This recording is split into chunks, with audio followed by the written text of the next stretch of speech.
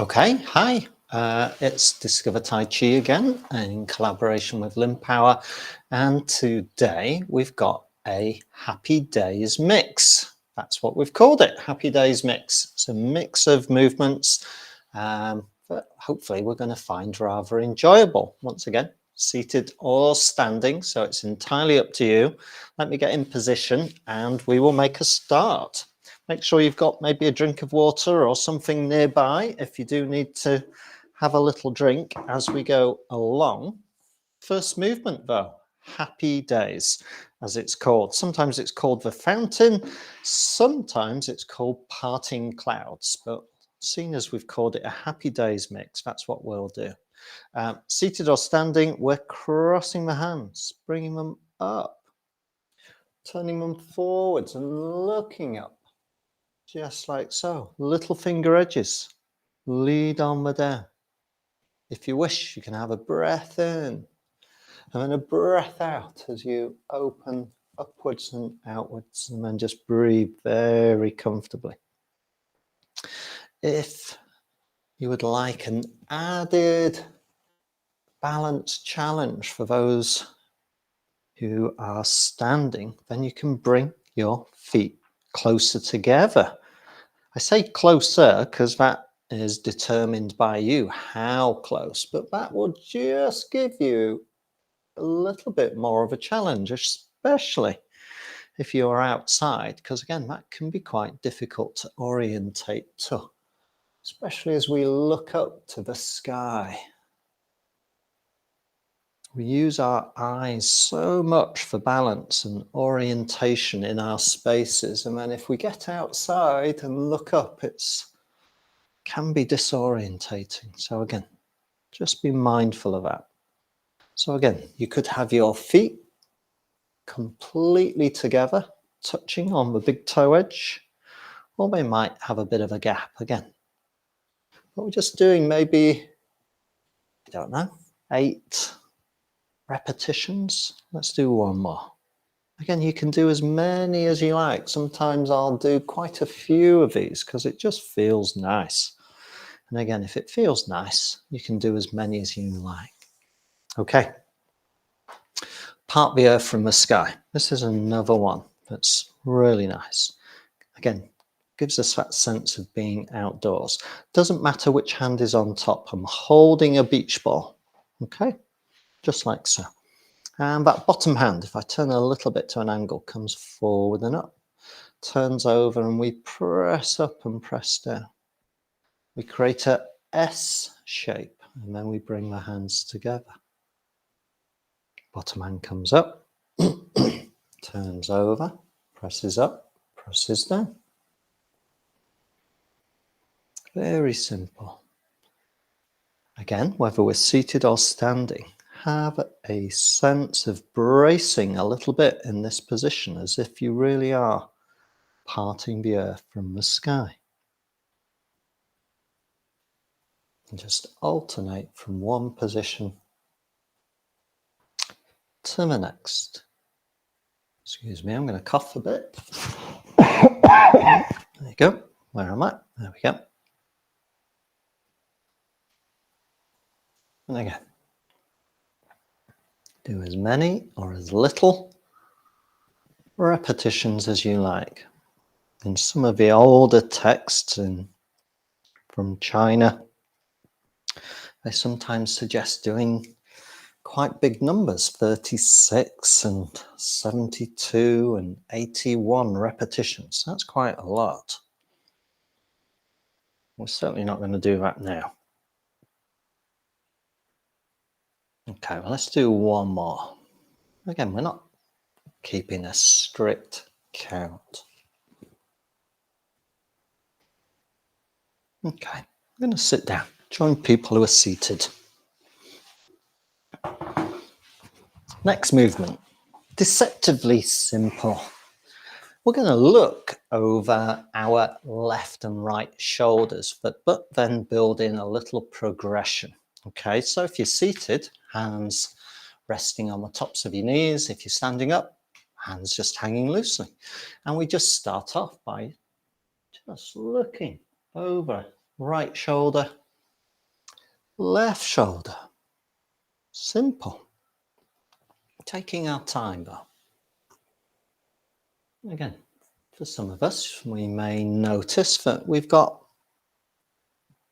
greater freedom of movement on one side compared to the other.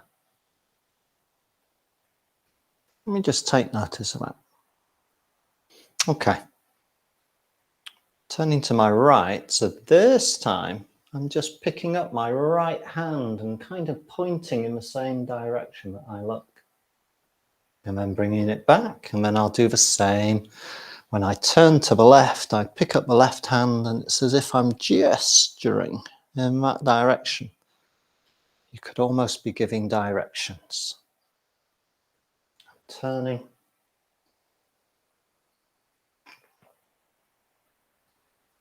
Someone asks you where the post office is and you go, it's just down there. And you gesture in that direction. Or where's the train station? Just down there. Simple movement, but we've added a little extension or a progression with that lift of the arm. There's one more progression we can do, which is to bring the other hand and arm into play. So as I look to my right, both hands are pointing in the direction that we look. And then they both drop. Both hands point in the same direction as I look to my left. Now the shoulder girdle is having to come into play as we look. You may find that that just gives you a little bit more range through the turn. Perhaps can be a good one for stiff necks and stiff shoulders after a long day, especially if you've been sat down. So again, just a simple 3-step progression. Looking first, then bringing in the corresponding hand for the direction, and then bringing in the other hand. Simple, but again, could be a really good little movement snack throughout the day. Again, as I say, especially if you've been sat down or maybe you've been driving a long time. Okay, I'm going to stand back up again. Next movement. This is another great shoulder neck mobilizer. Okay, we might have, this is my left hand, it's going either on the tailbone of your pelvis or it's resting in the small of your back, like so. Okay, this is my right hand. I'm looking down and I'm pulling the fingers back lightly, and then I follow with my head as I lift the hand up, overhead, and then bring it back down. And when we bring it back down, we're bringing some stars. And we follow with the head, and we put those stars in our pockets, save them for later. Release that left hand, do the same with the right hand, and again, you may find that one hand and arm go easier than the other, and then I'm doing the same. I'm looking and tracing the rise of the hand overhead, and then I bring some stars back down to earth. So the head is following the hand all the way from start to finish. It's called plucking stars from the sky. Here I am going back up with the right hand up, over the top, and then back down. Bring some more stars back down. Place them in your pockets. Okay. Should have some bulging pockets by the end of this, full of stars that you can give away later. Left hand up, overhead, and then back down again. And we'll fill up the left side pocket. Okay, so there's a progression, an extension to this movement where instead of bringing the corresponding hand down back on the same side, it's going to go full circle. In order to do that, we're going to be turning our hips and shoulders. So if you want to follow along, this is my left hand in the small of my back and looking to the right hand. Up climbs the right hand overhead. We get to the very top. And now I'm turning hips and shoulders to my left. That creates space for my right hand to come down.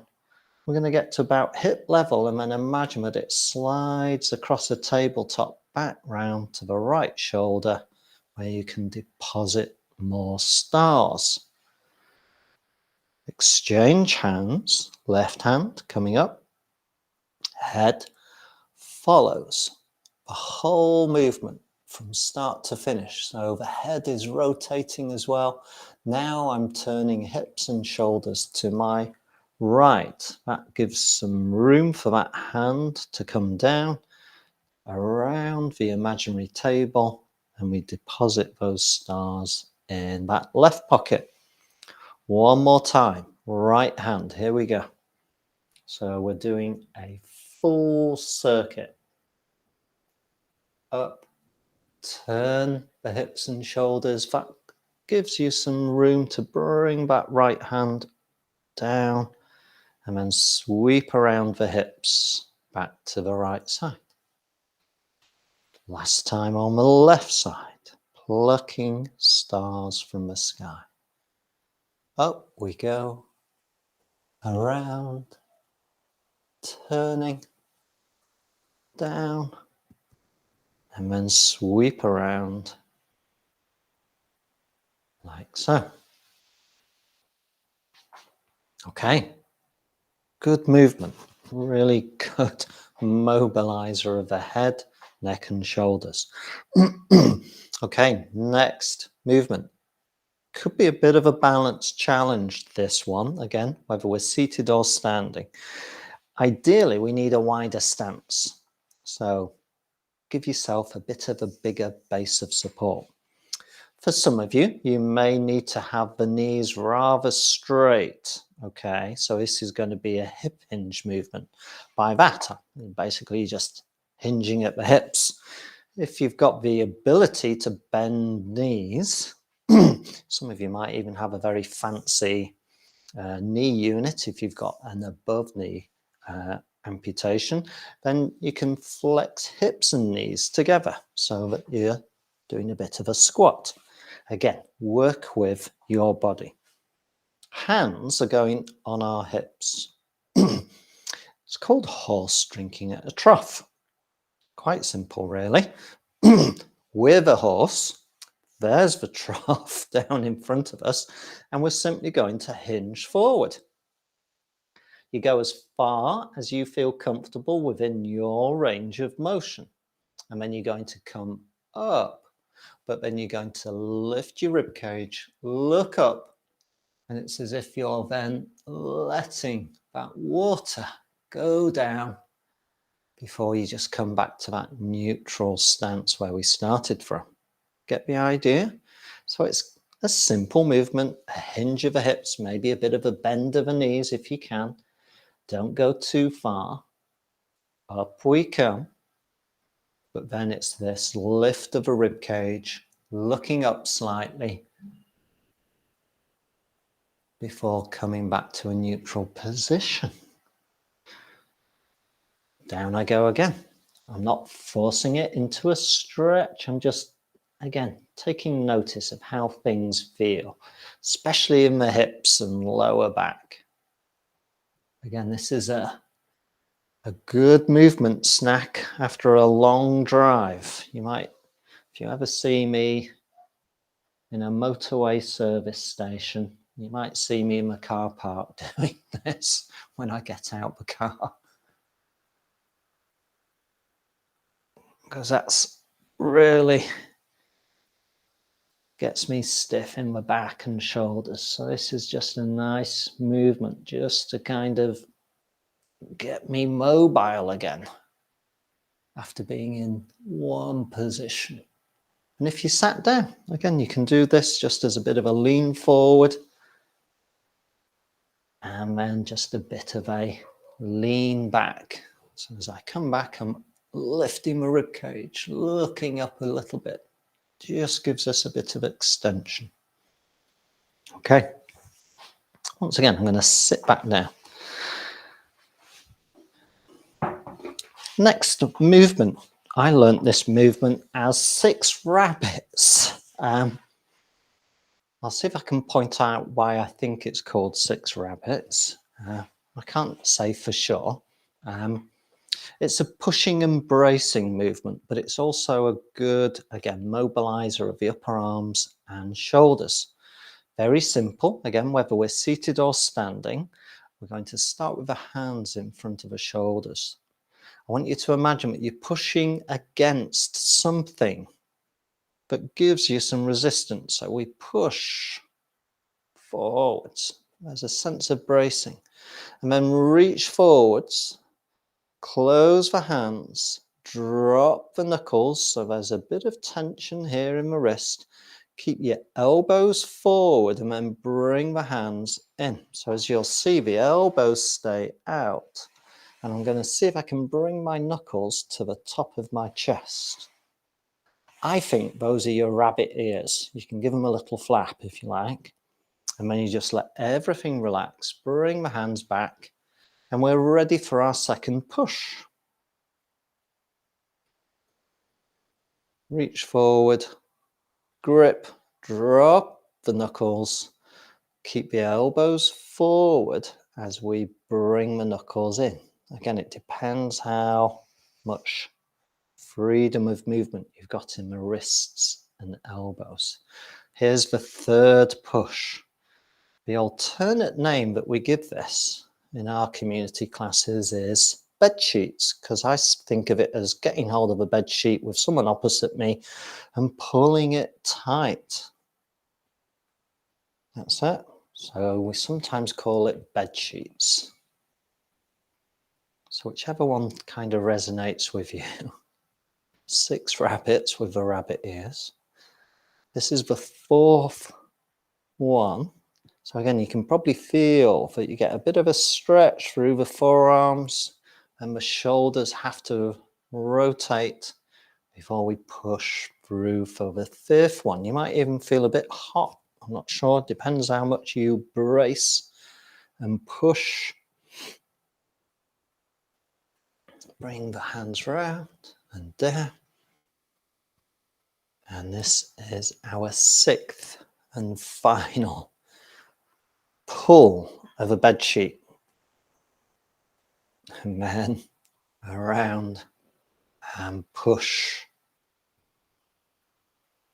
And then just let everything relax. Should feel as though you've done a little bit of work. Bed sheets or 6 rabbits.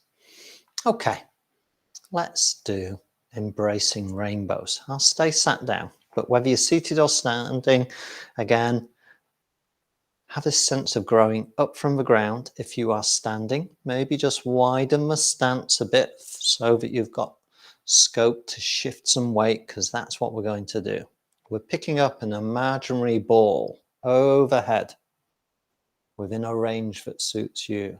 And then we're looking in the direction in which we tilt.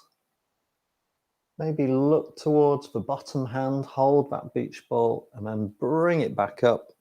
And then tilt to the other side, looking in that direction as well. If you're standing up, you'll notice that you've got to brace through the trunk. Maybe shift your weight a little bit to counter the movement from one side to the other, because suddenly we realize just how heavy our upper limbs, our arms and hands are when we hold them overhead and shift from one side to the other. And we're just tilting. I'm going to go one more time to the left because you may well be getting achy arms at this point. So I'm just going to let the hands drop. That should feel better. Okay. Let's pull the oxen's tail. Funny name, but it's a rotation and twisting movement, requires a bit of coordination. I'm going to demonstrate it seated first, but then I'll join those people who are standing up as well.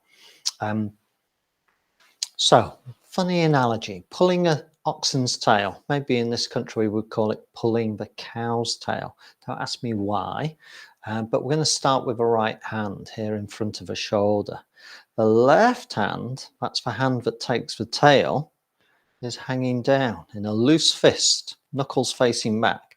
And we simply push diagonally up with the right hand and pull back with the left hand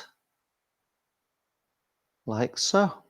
And I look in the direction of the hand that pulls the tail. And then we unwind, swap hands. This is my left hand. My right hand takes the tail. And then I turn and look in that right direction as we push and pull. And we create a bit of a diagonal line. I'm going to turn to the side and you'll see what I mean. Here's my right hand on this side, left hand down here. And so I'm creating this diagonal line through the shoulders from the hand that pushes to the hand that pulls, and then coming back. Left hand, turning to my right, just like so. Should give you quite a bit of twisting and turning, not only through the torso, but also through the hand and arm that is pulling our imaginary cow's tail. As I say, I can't imagine what the poor old things have done to deserve this treatment, but let me demonstrate it standing up. So here I am standing. I'm at a bit of an angle to the camera. Here's my right hand, left hand. So I'm pushing and pulling. Again, there's a sense of resistance. I want to try and create a nice straight diagonal line from both hands and then unwind. And then alternate hands, pushing and pulling. There's a balance between the two. Again, that's that yin-yang aspect of pushing and pulling.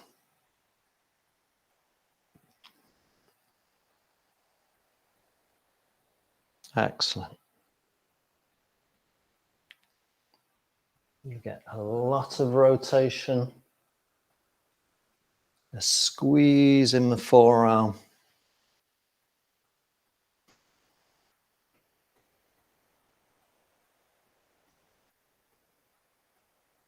Lovely.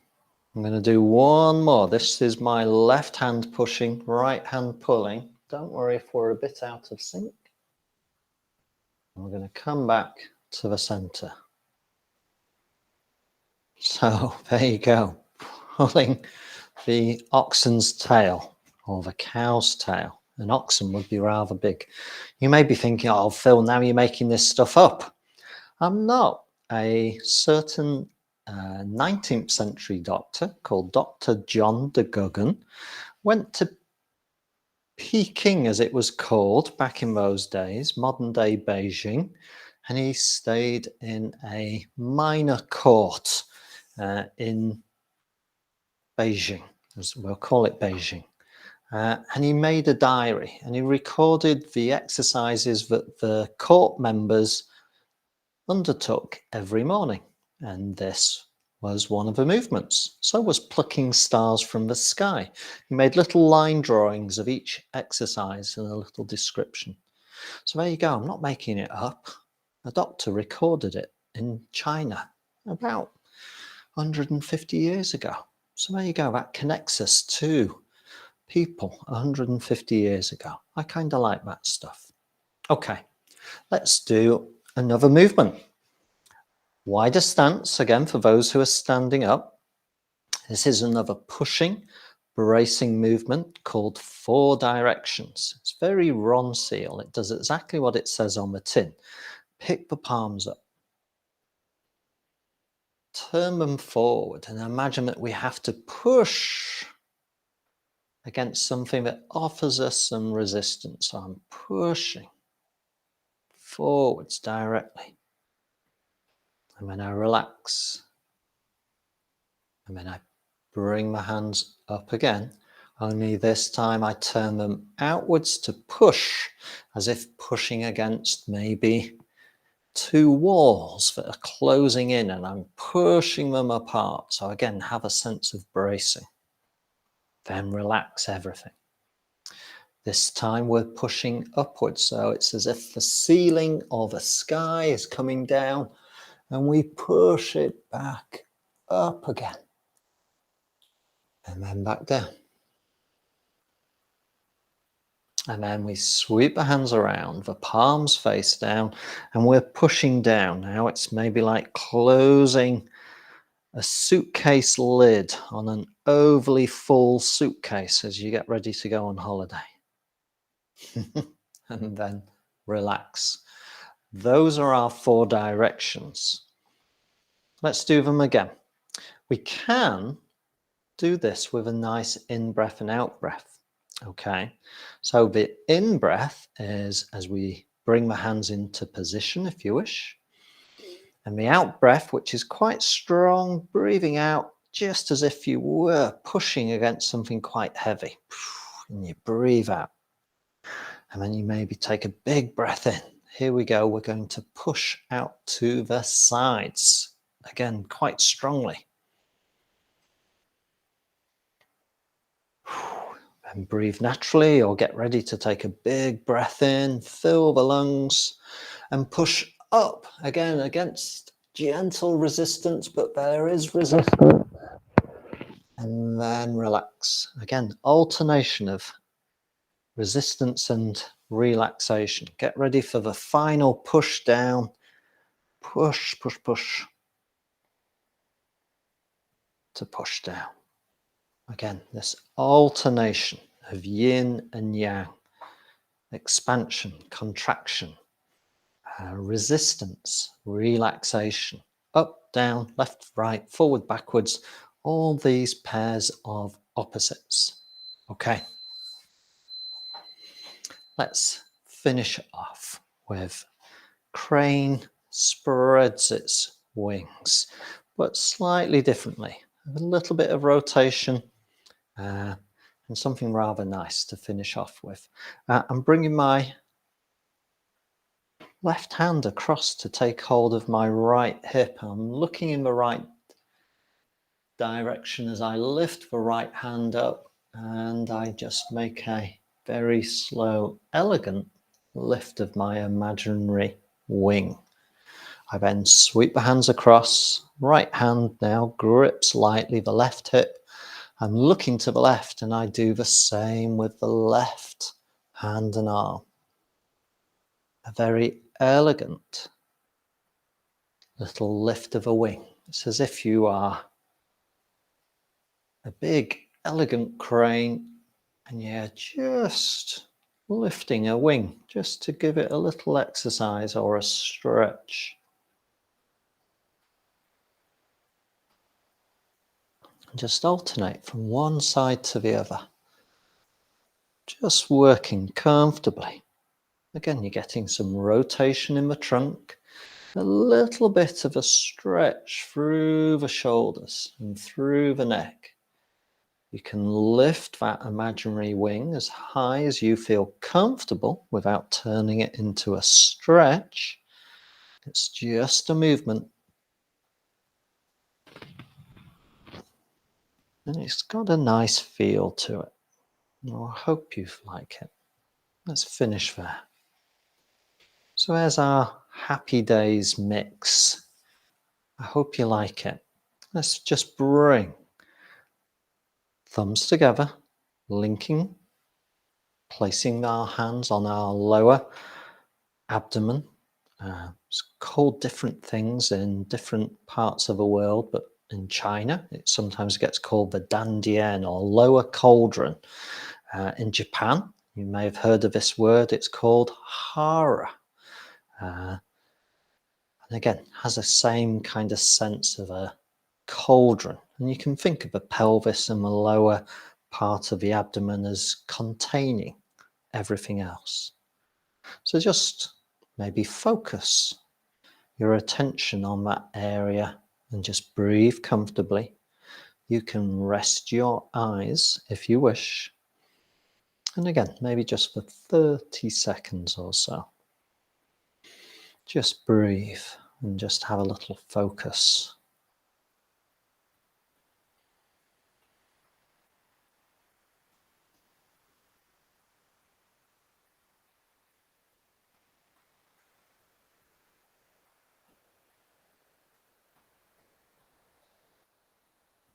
Wonderful. Part those hands. That's the end. For those people who watch later, I hope you've enjoyed those movements. Let me stop the recording. I will see you next week for more. So take care and